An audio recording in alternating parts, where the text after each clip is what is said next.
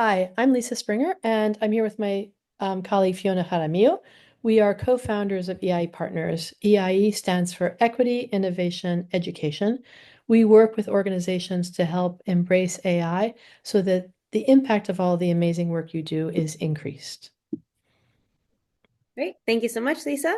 So I'm going to share my screen now. The exercise that we're going to run through is a brainstorming exercise with ChatGPT.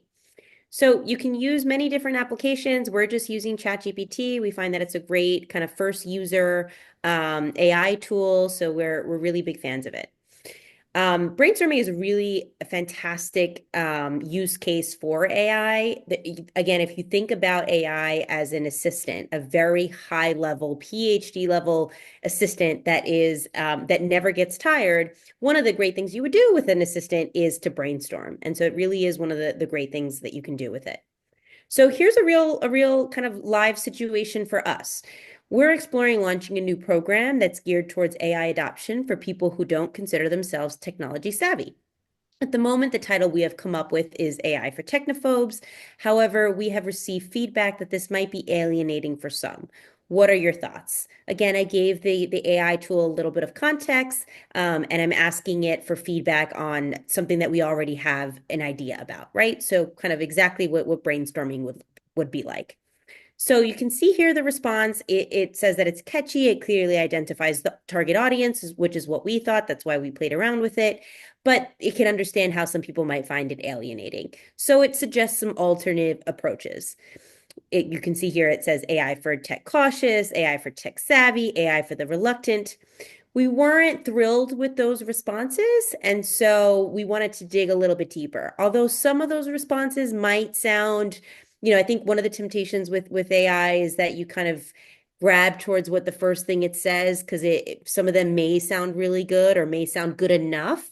One of the things we encourage is really making sure that it's actually what you're looking for. And if it's not, keep going with it until you get the answer that you're looking for.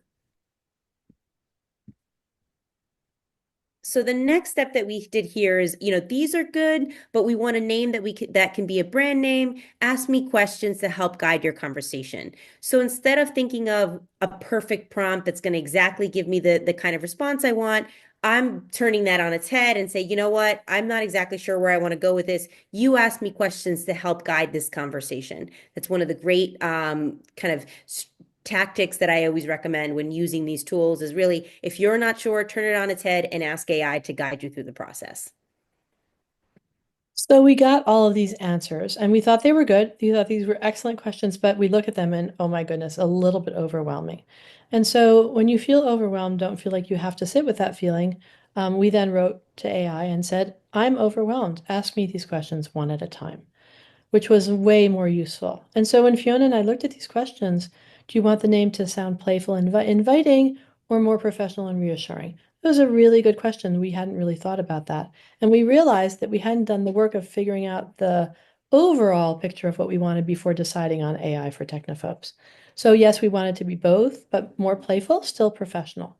Then do we want to directly acknowledge the hesitancy or be more subtle? We said, no, we want to be really direct. The next question is, do we want to be in the form AI for blank, or were we open to other suggestions? And we said we're open to other suggestions. Having answered that, AI came back with really better answers for us than the first time. And we really liked AI step by step. So again, to Fiona's point earlier, we could say AI step by step, fantastic, let's go with it. But we thought, let's see, that's really good, but can it be even better?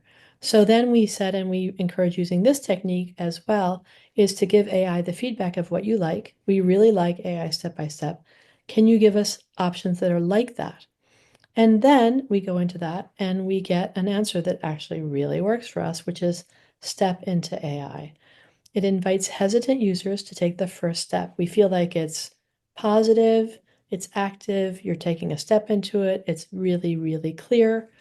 And so this brainstorming activity, it takes some time to do it well, but we feel like we got somewhere we hadn't been before. And it was, we'll just say, better than any conversation we had with humans about this, because the humans kind of got stuck on technophobes. Maybe that's not so great. So we encourage you to use this in your work. Thanks so much for listening.